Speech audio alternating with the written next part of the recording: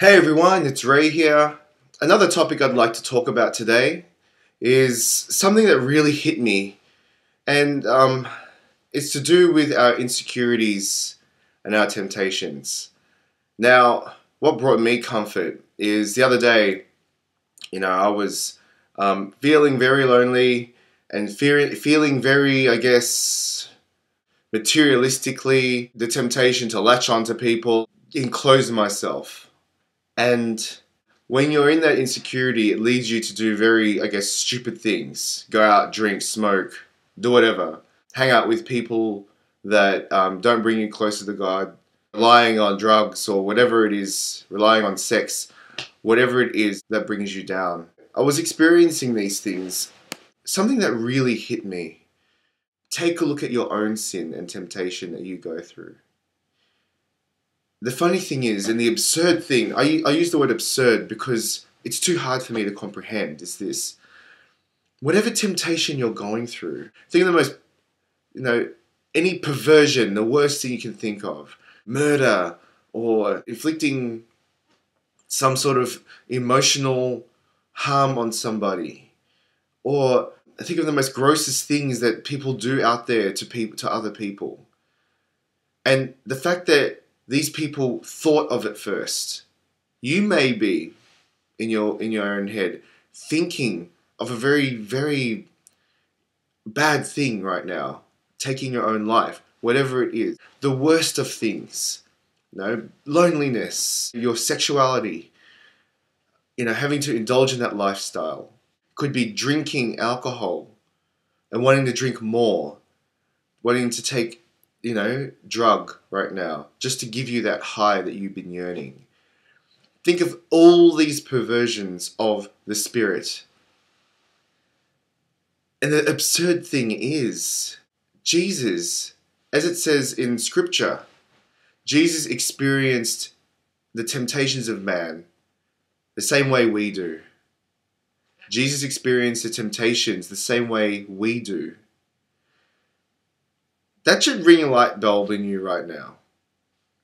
Because whatever perversion you're thinking of right now that you're wanting to be tempted in, secret is that Jesus went through it as well. And when you think of that, that's absurd. How could Jesus be thinking of murder or thinking of, indulging in sex or whatever? Well, there's many examples, Jesus hung around prostitutes. He could have, become a player, done his thing with them. He hung around his disciples and was very, very, very close with his disciples. He could have, gotten very close with them. He indulged in the power. He was hanging around tax collectors. He was hanging around the highest people who are very rich and powerful. And he could have had a lot of political power. Think about his loneliness in the desert, being the only one to be able to, in Gethsemane, how he cried almost like tears of blood. Think of that. Think of how lonely he could have been and how he could have just taken his own life at that stage. All these things, all these perversions that you're thinking of, Jesus went through them. That's, for me, feels absurd, but yeah. He was tempted in every way that we were tempted in. And he got through it. He got through it. Meaning that, as an example to us, who are created in God's image, we can also get through it too. And the funny thing is, even though we succumb to these temptations, like we do, because we're not perfect, even though we succumb to these temptations time and time again, there is still the mercy of God. And if you have a repentant heart, there is still the mercy of God that can forgive you for those sins.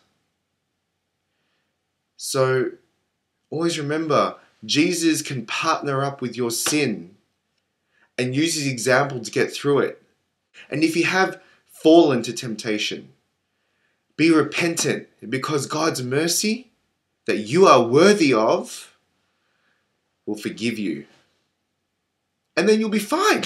Have another lovely day again. Alright? So, as absurd as it sounds, Jesus went through what you went through. And my prayer for you, brothers and sisters out there, is that don't give in to your temptations. Be what God has planned for you to be. And above all, keep praying. I'll pray with you. So, I hope to speak to you all soon.